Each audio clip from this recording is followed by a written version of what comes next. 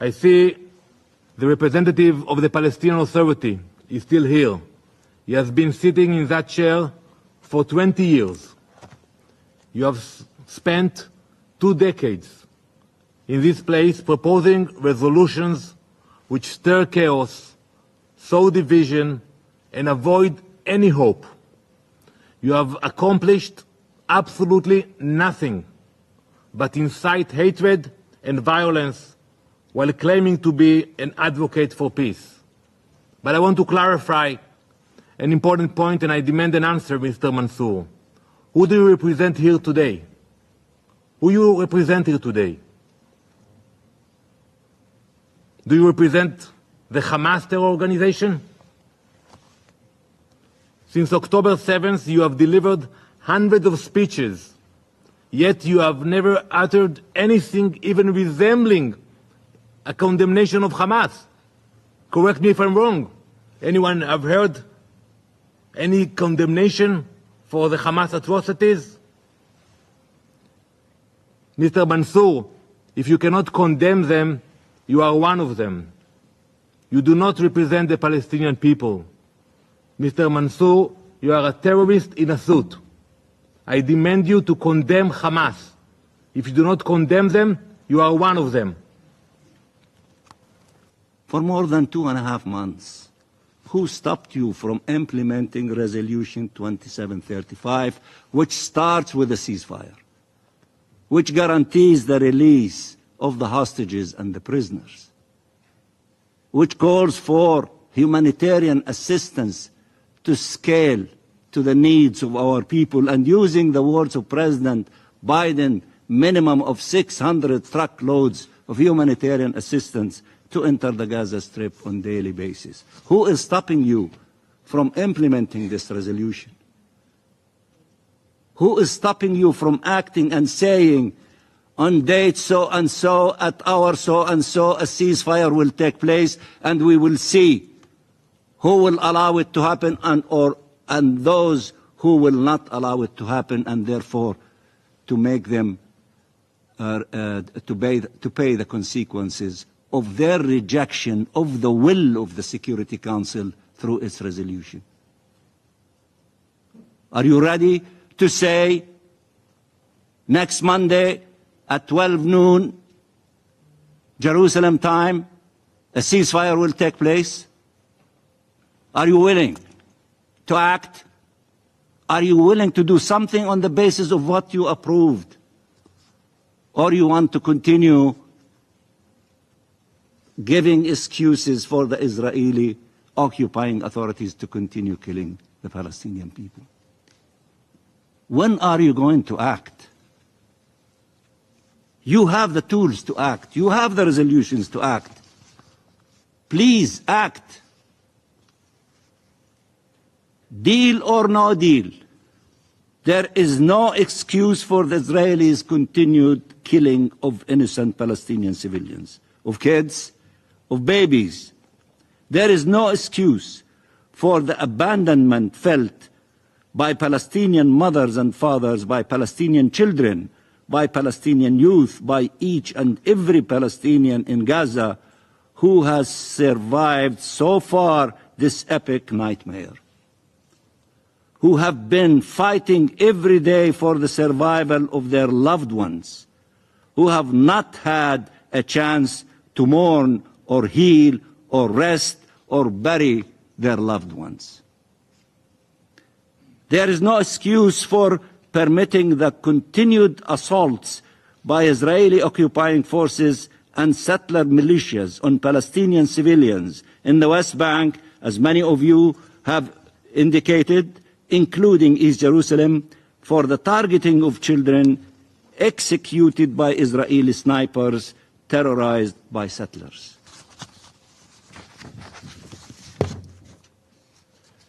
As we sit here speaking, week after week, month after month, they are struggling to survive the occupation's open attempts at their ethnic cleansing and annihilation, still trying to preserve the last remaining shreds of life in the hope that the world will show up that humanity will prevail and that the international community to act. They have no reason to hope, but they are refusing to surrender to death or to their occupiers and killers. They do not only deserve your respect and admiration, they are entitled to your support and protection. How much longer are we going to fail them? How many more horrors will our children have to suffer? How long will this occupation and all its horrors continue? Are we going to continue dealing with the Palestinian people and the Palestinian children on a different scale than others? Or are we going to use the same stick of measurement of humanitarian principles that should apply to all, including the Palestinian people? When confronted with a genocide, the responsibility of the world is to stop it. When there is genocide, it is your duty to stop it and stop it immediately and unconditionally. This is a war of atrocities, and the only way to stop it, to stop these atrocities, is to stop this war and to stop it immediately and now. It cannot be justified in any way. It cannot be justified in any way. It must be stopped, and it must be stopped now. Mr. President, we often say justice is blind, and that expression is universally understood as meaning justice does not discriminate. It is fair to all and equal for all, regardless of race, nationality, ethnicity, religion. But there are those who want justice to be blind to our people's pain and suffering, to be blind when the crimes are committed by Israelis. We will not accept that, nor should you. Palestinian victims are not less entitled to justice. The Palestinian people is not less entitled to freedom. And Israel does not have a right to genocide, a right to commit atrocities against them. I warn against any actions or statements that continue to equivocate or appease Israel as it commits such horrific crimes against us. Or even worse, that enable the commission of such crimes. Mr. President, while we are awaiting for your action, we are initiating actions from our side. President Abbas has declared his intention and the intention of the Palestinian leadership to head to Gaza. He has called for leaders from around the globe to join him and to support this initiative. I have communicated the position of the leadership to the Secretary General about this initiative, and to you, Mr. President, which I assume that you shared it with the colleagues, the members of the Security Council. Allow me to call on the Security Council to take part in a visit to the Gaza Strip to see firsthand the horrors our people are enduring, to support and to push to secure the ability of President Abbas to reach the Gaza Strip, to work with urgency to stop the genocide and stop the crimes being perpetrated against our people. If you are not going to decide a ceasefire, let us all together go to the Gaza Strip and try to impose the ceasefire by our presidents as leaders of the globe, led by our president, by the Secretary General, by the President of the Security Council, by all those who have spines to come and say, we are coming to demand a ceasefire and to demand it now in the Gaza Strip, and to show empathy, support and solidarity with those who have been suffering immensely for more than 10.5 months. And also we are going to initiate another action to put an end to this illegal occupation as soon as possible by legislating next month in the General Assembly the advisory opinion of the International Court of Justice to an actionable resolution demanding within a time frame the end of this illegal occupation and all the other issues contained in that historic advisory opinion.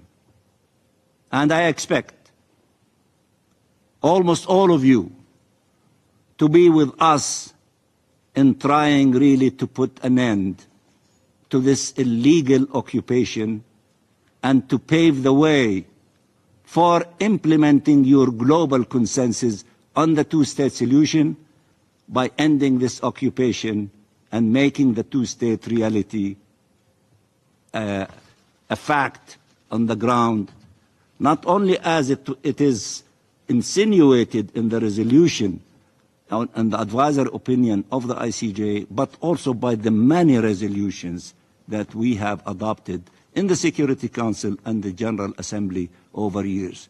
We are sick and tired of waiting. The time for waiting is over. The time for action is now. The time for the implementation of the two-state solution will begin with a significant step in the month of September next month, and we invite all of you to be with us.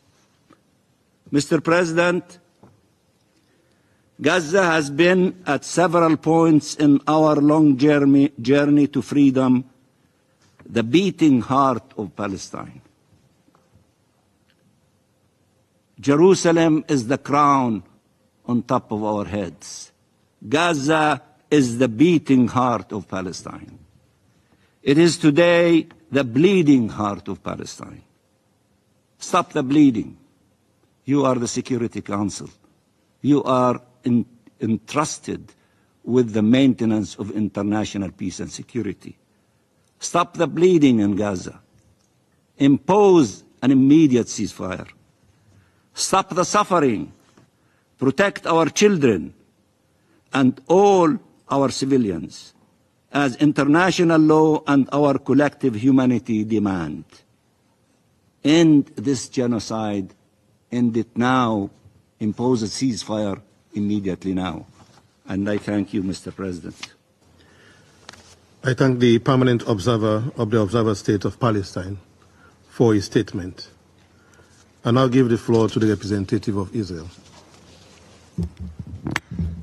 Thank you, Mr. President. I'm quite familiar with the prestigious halls and corridors of this building. This is my second term as Israel's ambassador to the UN. During my first term, I worked towards promoting the integration of Israel into the international community. I experienced the significance of meaningful international cooperation, being elected Vice President of the General Assembly and Chairman of the Sixth Committee.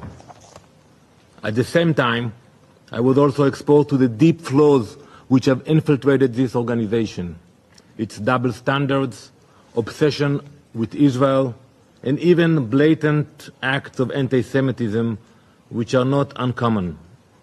However, I have returned to a different UN, different faces, different attitudes, a different environment, and truthfully, I am representing a different Israel.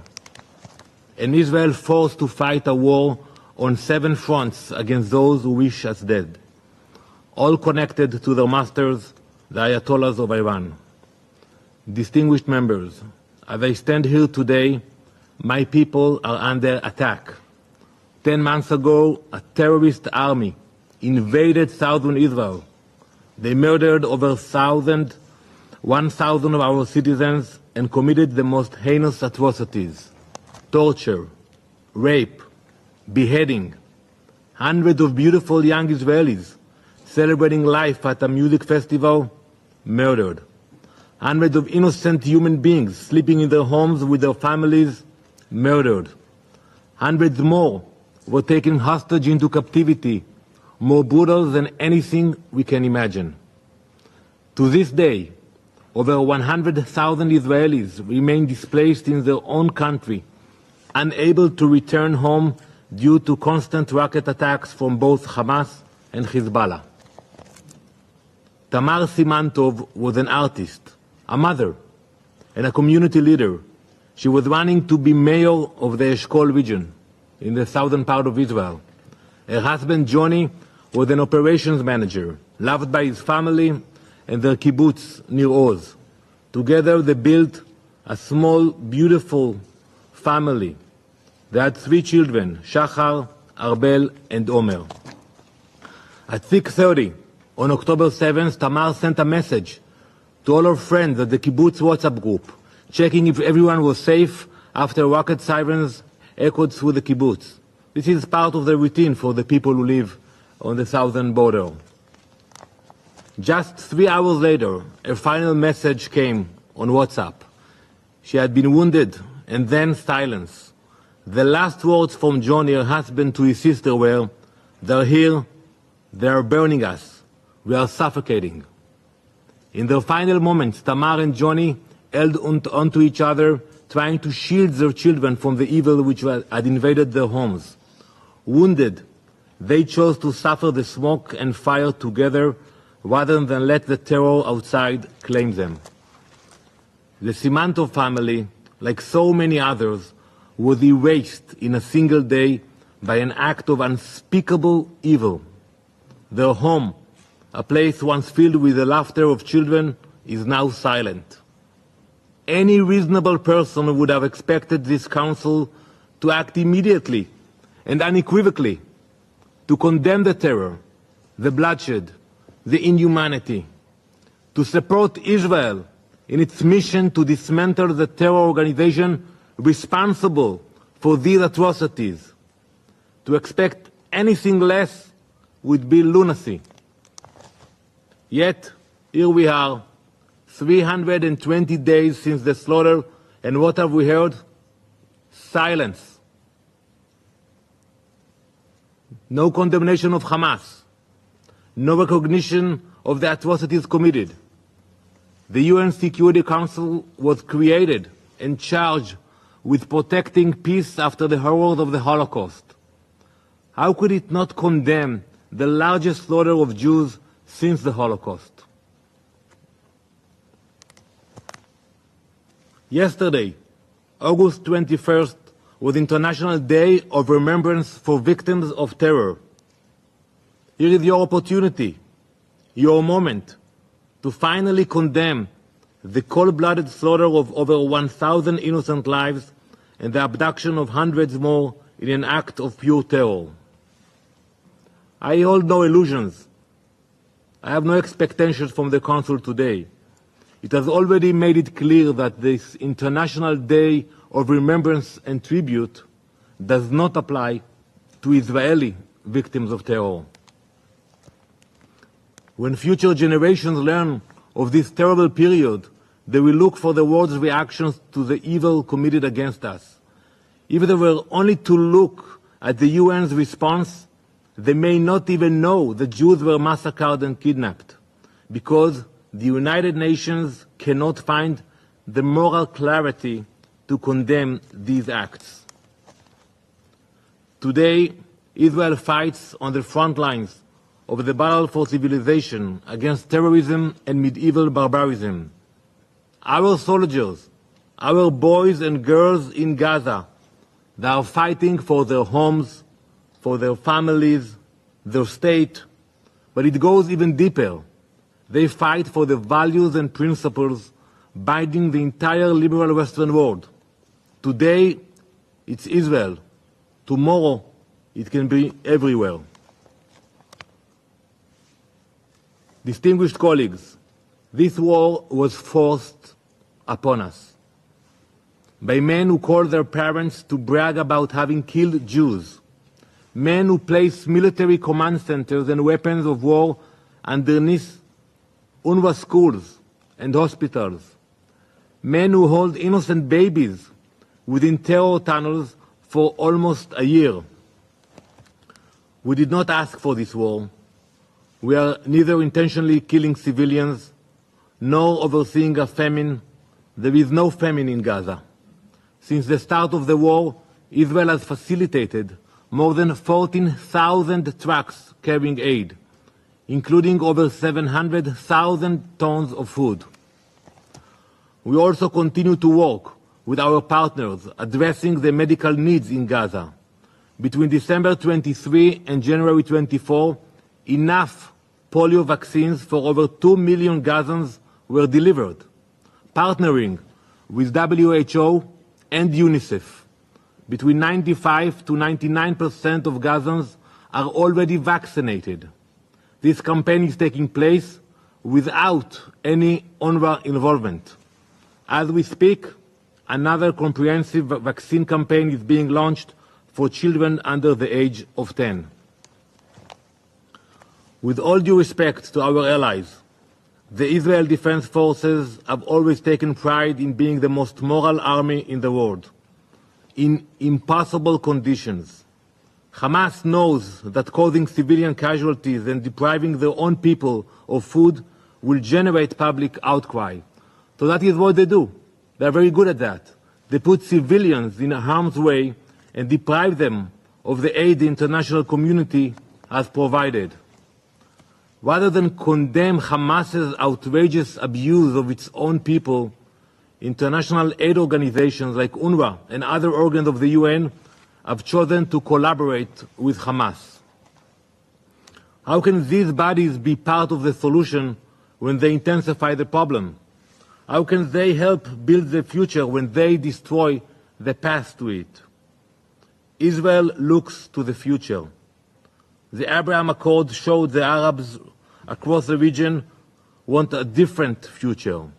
Development and prosperity, not endless wars and terrorism. The Abrahamic peace is paving the way to that future through regional integration and partnership, innovation and entrepreneurship. We stand ready to extend these accords to Middle Eastern partners. Many Gazans, many people in Gaza want that future too. But Gaza stands at a crossroads. The defeat of Hamas will enable Gazan civilians to chart their own destiny in partnership with the most successful countries in the region, with your support. Let me be clear, there is no future for the people of Gaza with Hamas left in control. There is no rebuilding of Gaza with Hamas in control. There is no future for the border communities in southern Israel with Hamas in control. The day after Hamas isn't something in the far-off future. It's a process that it is beginning right now as our forces fight for our security, for the return of our hostages, and for a better future for everyone in Gaza and Israel. For the sake of the Palestinians and Israelis alike, we cannot allow the next generation of Gazans to be raised to hate Jews more than they love their children. So long as Hamas and its hateful ideology rule in Gaza, Gazans will never have a chance for a decent life. So long as terrorists carrying rifles and suicide vests are entrusted to administer aid, terrorists will stay rich and civilians will remain poor. We Israelis need no lessons on how to strive and sacrifice for peace. But we have learned through bitter experience that true peace is not possible so long as entire generations are taught to hate. Mr. President, Israel has no desire to occupy Gaza. Once Hamas's defeat has been secured and our hostages have been safely returned home, we want Gazans to administer their own affairs. Gazans who are not compromised by terror or incitement and who are committed to peace with their neighbors. But instead of supporting these aspirations for peace and stability, this council has become a forum for the world's most vile actors to sound off their hatred of Jews and Israel. I see the representative of the Palestinian Authority is still here. He has been sitting in that chair for 20 years. You have spent 2 decades in this place proposing resolutions which stir chaos, sow division, and avoid any hope. You have accomplished absolutely nothing but incite hatred and violence while claiming to be an advocate for peace. But I want to clarify an important point, and I demand an answer, Mr. Mansour. Who do you represent here today? Who you represent here today? Do you represent the Hamas terror organization? Since October 7th, you have delivered hundreds of speeches, yet you have never uttered anything even resembling a condemnation of Hamas. Correct me if I'm wrong. Anyone have heard any condemnation for the Hamas atrocities? Mr. Mansour, if you cannot condemn them, you are one of them. You do not represent the Palestinian people. Mr. Mansour, you are a terrorist in a suit. I demand you to condemn Hamas. If you do not condemn them, you are one of them.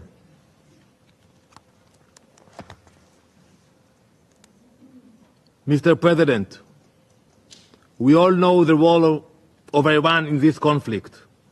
They are the suppliers and mentors of the terrorist proxies attacking Israel from all sides. They are attempting to trigger a regional war. Just look at Lebanon. The Iranian regime has used its proxy Hezbollah to drive the country into economic and political ruin, transforming what was once the Paris of the Middle East into a terrorist haven. While we were still fighting the Hamas savages in our own homes and communities, on October 8th, day after the attack, Hezbollah began its attack. We did not target them. There was no immediate dispute. Yet they launched hundreds of rockets towards our civilians in the north. Have you considered in this council what was the reason for Hezbollah's attack against Israel? Let me remind you, Nasrallah himself announced that they had joined the war on October 8th. They did so to show support and sympathy for Hamas. Let me repeat, they did so to show support and sympathy for Hamas while they murdered Israeli civilians. That is the reason for Hezbollah to start the attacks against Israel. Since that day, thousands of rockets have been launched at our communities, targeting innocent Israelis, destroying their homes, and murdering children as they played soccer with their friends. Over 100,000 of our civilians remain displaced. Let me be very direct with you. We have our limits. We are not interested in escalation, but Israel will do whatever is necessary to restore security to the northern border, return northern residents to their homes, and remove the threat posed by Hezbollah. If you truly care for regional security, now, don't wait. Don't wait for something to happen. Now is the time to speak up, demand and ensure that Lebanon and Hezbollah fully implement Resolution 701. So we will not meet here in a month or in a week and discuss the escalation in Israel and Lebanon. Mr. President, this Council has a choice. Continue down the path of moral ambiguity or stand up for what is right. Condemn terrorism in all its forms and uphold the values of peace, justice, and human dignity. Let me be clear. The days when Jewish blood was spilled and there was no response are over. The days when the Jewish people were at the mercy of tyrants are over. We are the captains of our own ship, and we will take all necessary steps against those who wish to harm us. The world is watching, and history will judge you by your actions. Thank you, Mr. President. I thank the representative of Israel for their statement. Do you want to watch more videos like this one? If yes, subscribe to our channel and press the bell icon next to it. We have decided to bring videos on something nobody talks about: African politics, economy, and increasing power. Thanks for watching, and until the next video, stay tuned. Tell us what you think in the comment section. Like and share the video, and subscribe so that you don't miss any of our African videos. It's the best way to support us.